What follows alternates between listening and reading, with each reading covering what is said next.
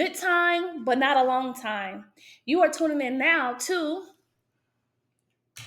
My name is Taylor Alexa, and I have a story to tell. This segment is called Taylor Munda. Well, no, this one is just a story because it's Friday the 13th. I know, but we're going to call it, all these episodes for you now are going to be called Taylor Munda. Okay. All right. So in honor of Friday the 13th, I was thinking like, yeah, man, what's like some really scary shit that like I've been through that like, I never told nobody or maybe like never shared or whatever. And I only have one in particular that I can really like think of for real, for real. Mm-hmm. And it's really scary. And it really kind of goes into like different stuff like what you believe in and stuff like that, and like how what you're looking at in front of your face isn't really there. Mm-hmm. And logic versus the scary, the unknown, or whatever. So, like, this actually was happening during the time that I was living with Bobby, and we were living in the apartment where a horseshoe knocked down my Christmas tree. Okay. So, it was really stressful back then. Like, my life was like really stressful. Like, I honestly don't even know how I went to work every single day because my baby mama from hell, which I probably need to do an actual series, my baby mama from hell, just baby mama stories, because if you don't know, hi, my name is Taylor. I was with a guy for a really long time who had a baby mama, and she was like literally a terrible. It was horrible. Although, I mean, I understand why people hate their baby daddies. Like, I ain't gonna say I get it, because like, I mean, I'm sure it is hard doing what she does, but also she was actually really not a good person at Or all. maybe we shouldn't call it baby mamas. Let's not generalize. Well, that's what she was. Yeah, but let's not call her that. Let's name it something different. Let's name the Baby segment. mama from hell. No, let's not call it baby mama from hell. I think that's very generalistic. Well, I'm talking about her in particular. Like, that's what she was like in this particular situation. I don't mean like all people. I know, but I'm just saying we got to come up with a different name. Okay. I don't like it. Okay. All right. So, anyways, we were in the apartment, and what am I talking about? Yeah. You were in the apartment. So I was in the apartment, and when I would go to sleep, I would start to have these really weird like dreams. I don't know if they were like dreams or it almost felt like, but I wasn't asleep though. It was really weird. So it almost felt like I was having like these weird like visions or something. It was really, really strange. And like during the day, like obviously like throughout the whole entire experience, like I would be so overly stressed all the time. Like my stress level was at like an all-time high. So when I would go to sleep, that's when you usually get like your most rest, but I definitely did not. So I started having like these really weird visions of like people standing over me when I was sleeping, and it was really, really disturbing. And I couldn't move, and I was just like, what is this? And I would wake up and I would be like, man, that was a weird dream. It started out just like me feeling like I was just having weird dreams, and then it eventually like progressed like worse and worse and worse until where I was just like, okay. Then like maybe like a week or two would pass, and I would have another of these weird experiences. And it was just so strange because then I actually started seeing like a figure of the person. And it was a man. It wasn't a horseshoe, but it was a man. It was a man. It was a man who was bald. It was weird. It was so weird. And like at the time, my closet and my balcony were like facing each other. And so like I'm like laying in the bed. The entrance to the bedroom is to the right. And then to the left is my closet and my balcony. And so I would just be like, oh my God, is this someone who's climbed up the balcony into the apartment? Like I had so many thoughts in my mind, but then I would wake up. And it started to really bother me because it would only happen at that apartment at night. And I never had the experience. I had never had the experience before. And I also never had it ever again. So I started like thinking to myself, like something negative is like, you never seen like in scary movies when I'd be like, something's in our house, Bill. Like I really went through that where I was like, something's I was one of them Lifetime movie people like, something is in our house. No, there's nothing there. You're just dreaming. Like that's literally my experience. I would be like, no, something is in our house. I'm trying to tell you, like there's a spirit or something that's in our house. He and my ex Bobby would just be like, I don't know what you're talking about. I don't believe that type of stuff. There's nothing in our house. You are tripping. And I was like, oh my God, I'm over here fearing going to bed every night. So eventually it got worse and worse and worse to the point where like it started getting more and more descriptive to where like I started like, it was the weirdest thing. And so it started to get even weirder to where I could hear people like talking. And it was just weird. But again, like your brain is so fogged that you can't determine whether am I dreaming this or imagining this? Or now it's becoming so scary to me that like now I'm creating more images with it. And so the figure, the image or whatever this person was would just stand at the back of the room at the closet.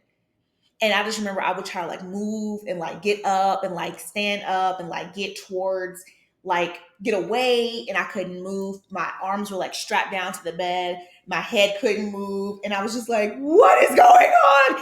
And in my head, I wanted to scream so loud, but I couldn't scream. I couldn't move. All right. So after that night, I was like, I gotta look this up, man.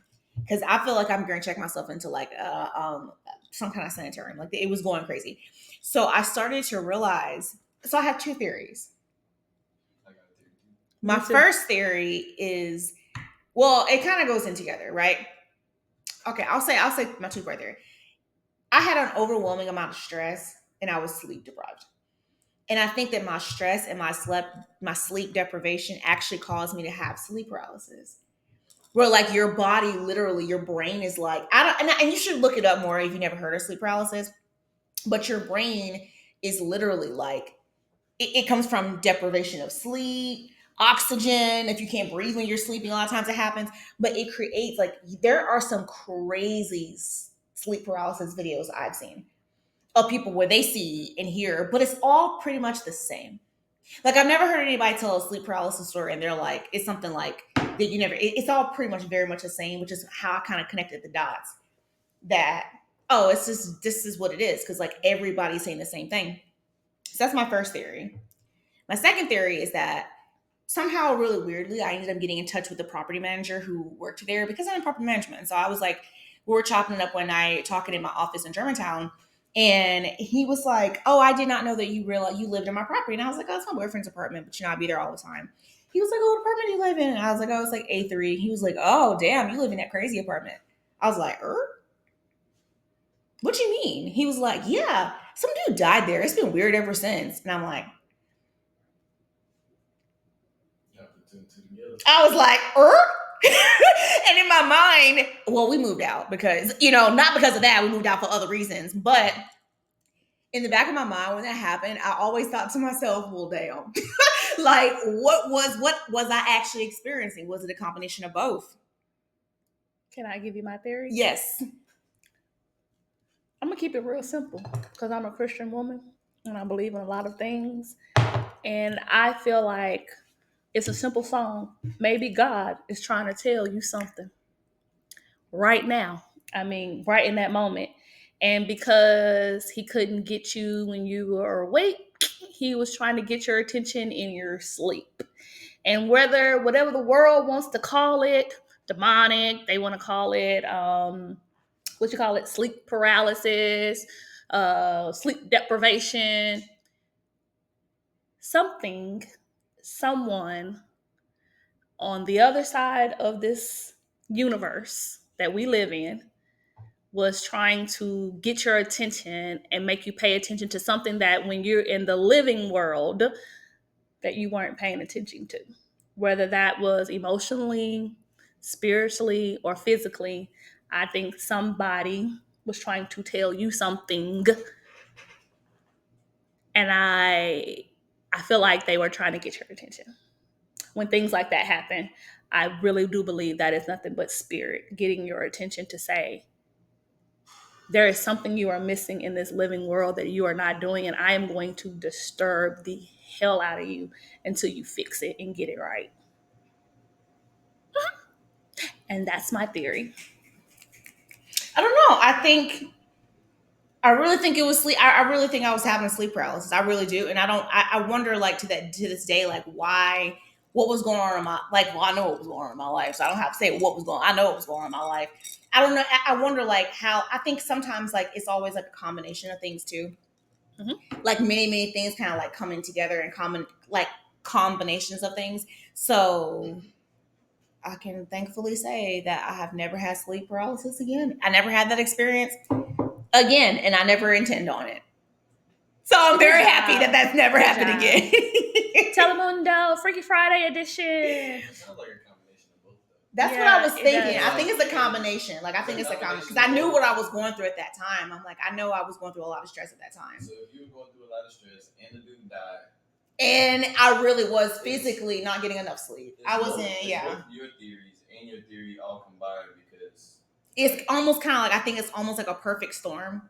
because it seemed like you weren't you were in REM sleep. I agree with you. And you can astral project, and that's just well. That's why I think I started actually projecting. It got a lot to do with the spirit, but it got a lot to do with the spirits in your surrounding. And so, if you were stressed, you probably weren't in the right state of mind to go into that spiritual realm clear-headed, which is another reason why I don't do drugs.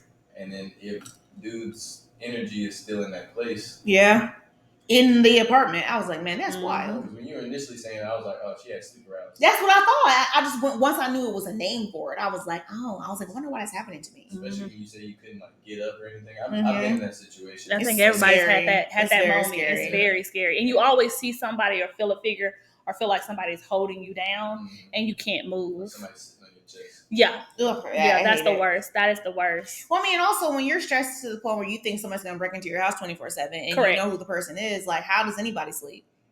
How does anybody sleep when you feel like, oh my God, my safety is constantly being jeopardized 24/7? Like, I don't know how anybody can sleep. If you knew that, like, if you knew it was Halloween and you are Michael Myers' little sister, you know he coming for you. He been doing it for like 30 years. Jamie Lee, she know he coming. She started getting anxiety right now. Right now, Friday the 13th.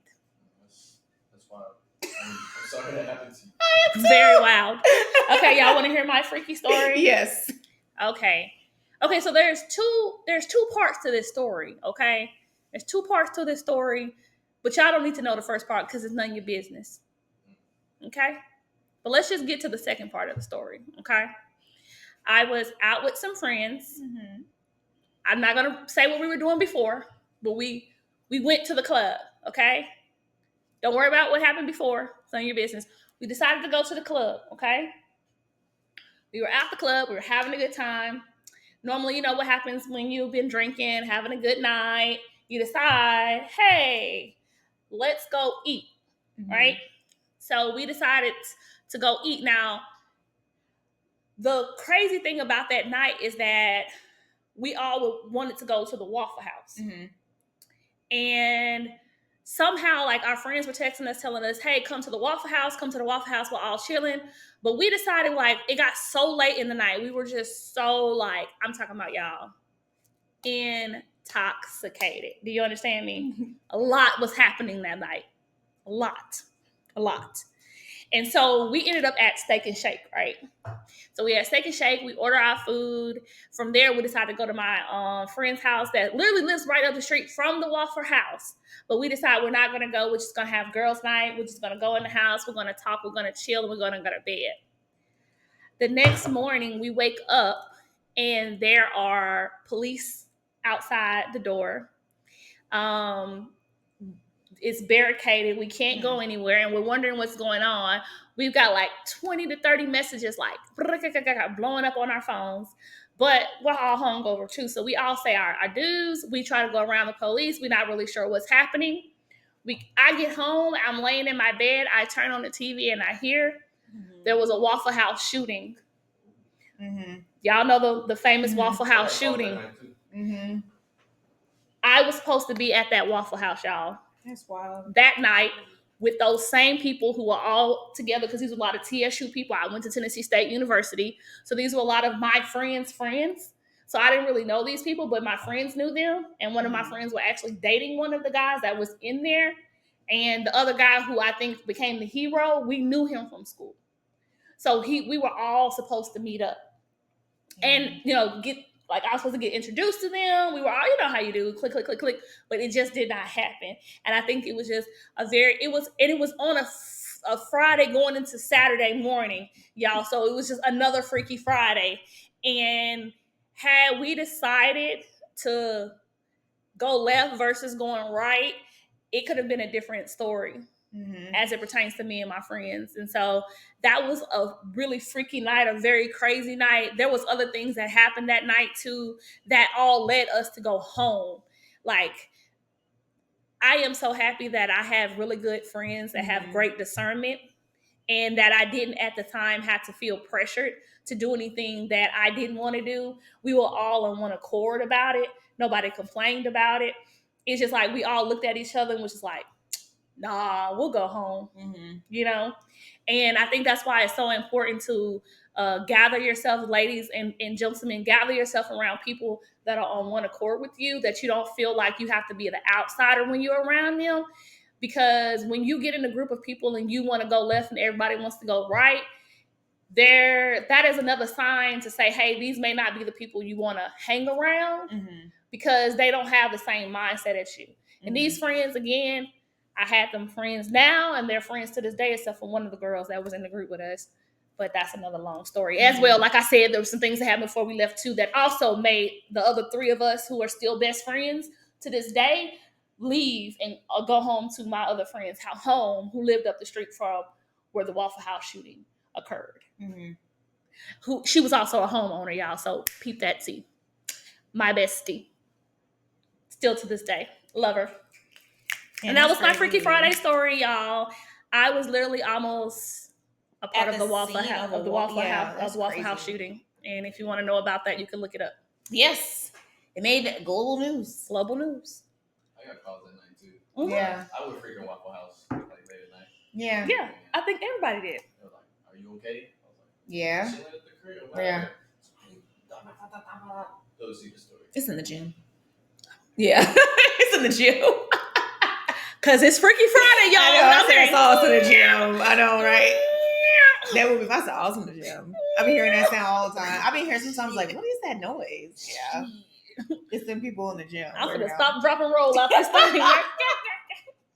Well, thank you guys for hanging out with us. It's Friday the 13th, so we hope you have a wonderful and very safe night. Bye. Stay on top. It's Freaky Friday. Oh, let me do my closing. Yes. I'm in Chris Brown's body. It's Freaky Friday. We're in Chris Brown's body. No, we're not. We are in our own bodies. We are in our own peace of mind. We are not letting anything paralyze us.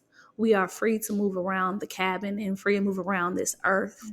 Please remember that when intuition knocks, listen to it. It is a perfect and great thing that God has ordained to us. Also, association brings on assimilation. So assimilate yourself with other people who have the same associations as you. If you find yourself in a sticky situation, don't hesitate to uncork that bottle and get up out of there.